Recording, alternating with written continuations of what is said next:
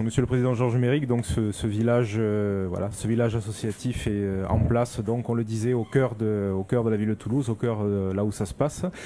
Donc on peut deviner, on peut subodorer votre satisfaction de voir que voilà, que les choses se produisent, les choses se concrétisent et que les gens se croisent et se rencontrent. Oui, il faut être à la rencontre des citoyennes et citoyens, notamment des Toulousains, pour parler d'égalité, qui est une valeur essentielle de la République. Alors malgré le temps, les tentes sont là, les associations partenaires aussi, vous aussi, et je vous en remercie.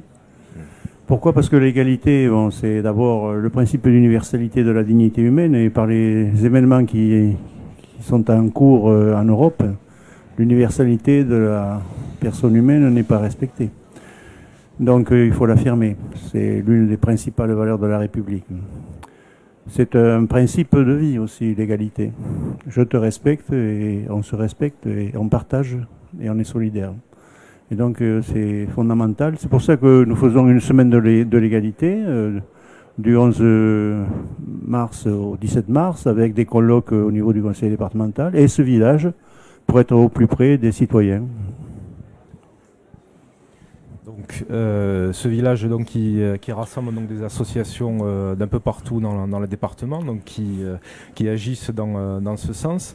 Vous avez le département de la Haute-Garonne a plutôt tendance à prendre la main ou à laisser faire hein, ou un petit peu des deux, c'est-à-dire Non, on joue sur le partenariat avec les associations.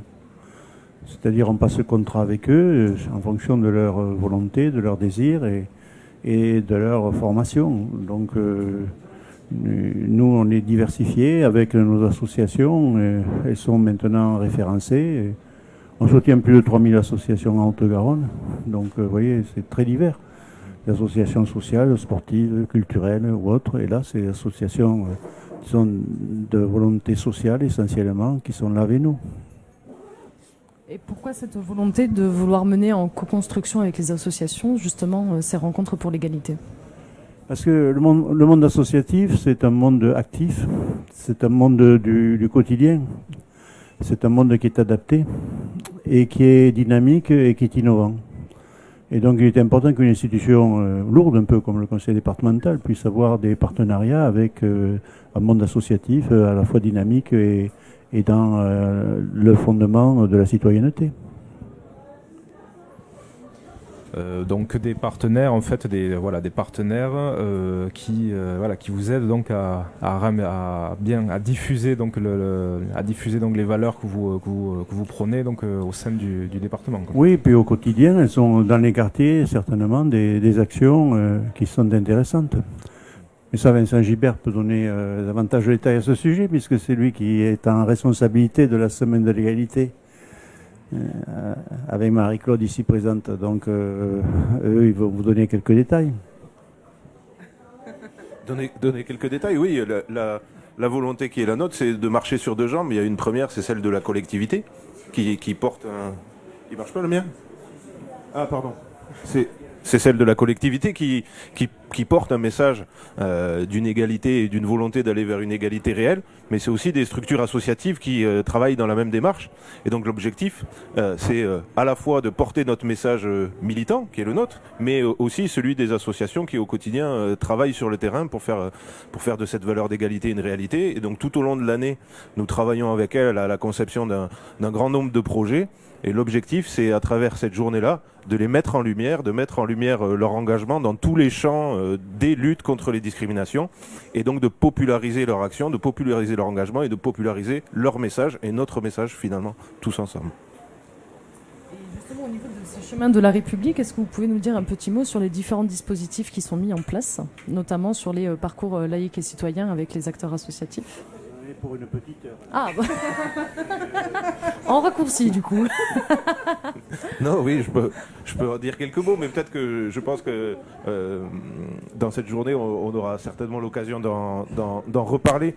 Mais le parcours laïque et citoyen est justement un parfait exemple de cette volonté de travailler ensemble. Nous avons fait un constat, c'était en 2015, celui d'une République qui perdait de son sens, qui était fragilisée, qui était attaquée, et on avait cette sensation qu'une institution, une autorité publique devait avoir un engagement fort à ce sujet pour faire vivre la République et ses valeurs.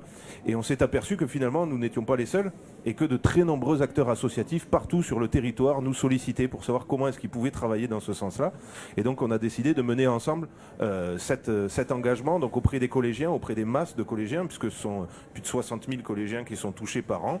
Et donc, nous contractualisons, nous nouons des partenariats avec des associations qui mènent des projets innovants, non pas pour faire descendre vers les collégiens ce qu'est la République, mais à travers des actions innovantes, leur permettre de leur donner des outils de penser par eux-mêmes, parce que ce sont des citoyens en construction. Et donc, chaque année, nous avons un peu plus de 160 associations qui interviennent dans tous les collèges du département pour mener avec des collégiens des projets. Ça peut tant être des clés d'entrée qui sont des représentations théâtrales, des volontés de mener un projet artistique ou autre. Ce sont des acteurs associatifs dans tous les champs associatifs qui ont cette volonté-là. Et donc on les associe chaque année dans le parcours laïque et citoyen, qui est une originalité au Garonnais, qui est unique en France et auquel on consacre quasiment 1 million d'euros chaque année, parce qu'il y a cette nécessité d'avoir un engagement fort de la part des collectivités. C'est pas parce que c'est un combat qui se mène avec des mots que ça n'a pas de coût. Voilà, c'est un combat qui a un coût et pour ça il faut accompagner les acteurs associatifs. C'est ce qu'on fait notamment sur le parcours laïque et citoyen. Il y a d'autres sujets comme l'égalité femmes-hommes, comme le droit de mourir dans la dignité.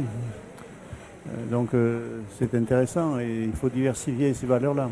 Mais peut-être Marie-Claude. Oui, brièvement, mais c'est vrai que l'égalité, c'est liberté, égalité, fraternité, j'allais dire sororité. Ce ne sont pas des mots vains, ce sont vraiment des combats. Voilà. Et des combats, on s'aperçoit actuellement, des combats au quotidien. Et quand on est une collectivité, comment affirmer nos valeurs? Eh bien, c'est en les portant, en les accompagnant, en les finançant peut-être, mais pas seulement. C'est en les faisant exister avec les associations, comme ça a été très bien expliqué. Et oui, l'égalité femmes-hommes, ce n'est pas qu'un seul jour. Le droit international pour les femmes, ce n'est pas que le 8 mars. C'est tout au long de l'année qu'il faut rappeler qu'il existe des lois, qu'il faut rappeler que justement toutes les discriminations sont condamnables. Et de toute façon, nous sommes là pour justement mieux accompagner, mieux faire comprendre et convier aussi tous les citoyens qui ont besoin d'être aussi reconnus dans leurs actions. Et les associations que nous soutenons, que nous portons, tous nos partenaires, voilà, c'est un travail en synergie que nous faisons et nous sommes justement heureux. Alors aujourd'hui, il y a ce village, mais ça a été rappelé, il y a les rencontres pour l'égalité qui se poursuivent les jours suivants. Moi, je vous convie à venir et à tous les citoyens à venir débattre, échanger, porter et partager tous les projets tout au long de l'année avec nous. Voilà. Moi, si vous le permettez, j'aurais une question basique pour rebondir sur ce que vous dites. On nous parle souvent justement des valeurs de la République.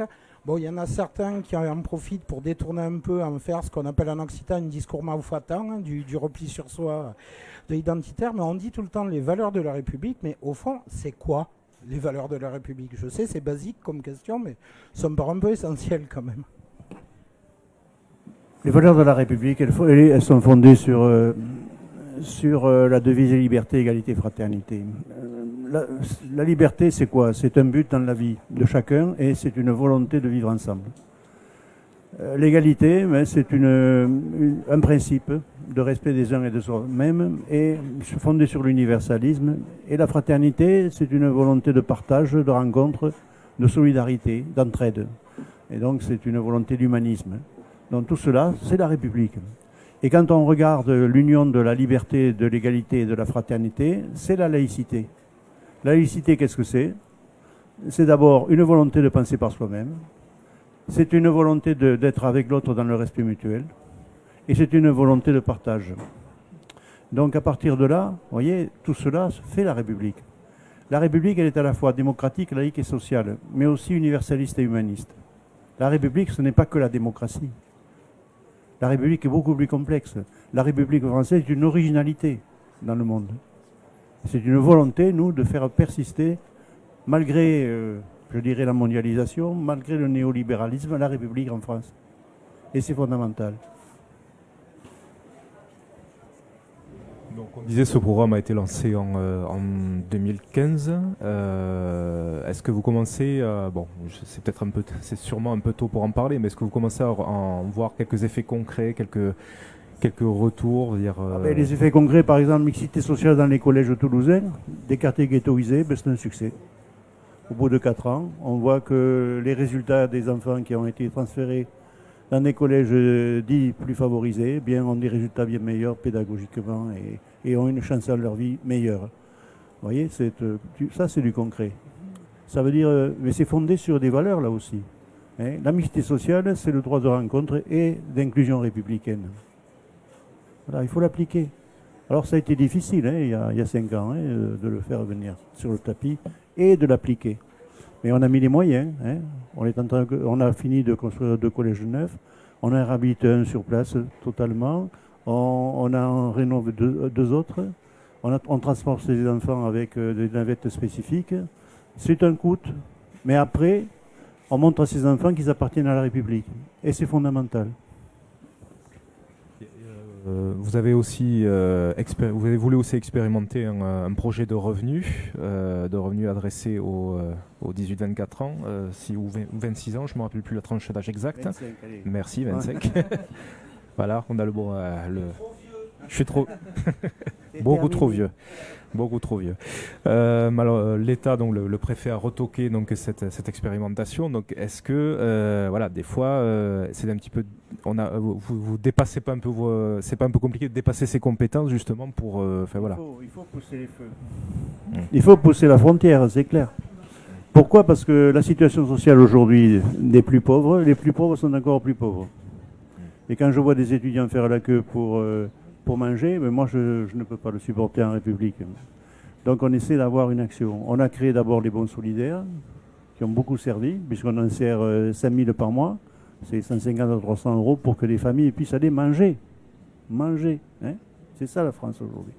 Et d'autre part, on voulait créer ce revenu de base qui n'est pas une allocation supplémentaire sociale, qui est un revenu de décence humaine. C'est-à-dire quand vous appartenez à la République a la nécessité de vous donner toutes les chances dans votre vie. Et donc ce revenu de base de 18 à 25 ans, pourquoi? Parce que, par exemple, ils n'ont pas droit au RSA. Donc il faut trouver les moyens d'en faire avancer. Et donc on voulait faire une expérimentation sur 1000 jeunes, sur 18 mois, pour voir, avec cette allocation de 500 ou 350 euros suivant les revenus du jeune, comment il avait fait et qu'est-ce qu'il a été advenu dans sa vie. C'est une expérimentation. On nous l'a interdit, c'est dommage. Parce qu'on pensait que le gouvernement le permettrait. Pourquoi? Parce que la situation sociale elle le nécessite. Voilà, c'est tout. Donc, vous voyez, on est un peu désabusé, mais on rebondit. Le combat continue, parce que nous pensons que c'est une évolution souhaitable de la société.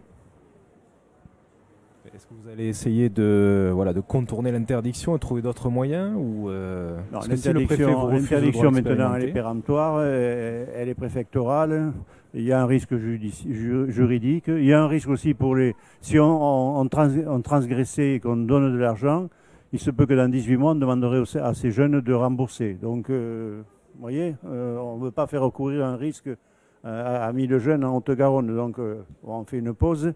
Mais ce qu'il faut, c'est aller au Parlement et à nouveau faire le siège du Parlement qui va être élu en juin et mettre ça encore à l'ordre du jour. Parce que cette évolution de société, elle est nécessaire sur la République.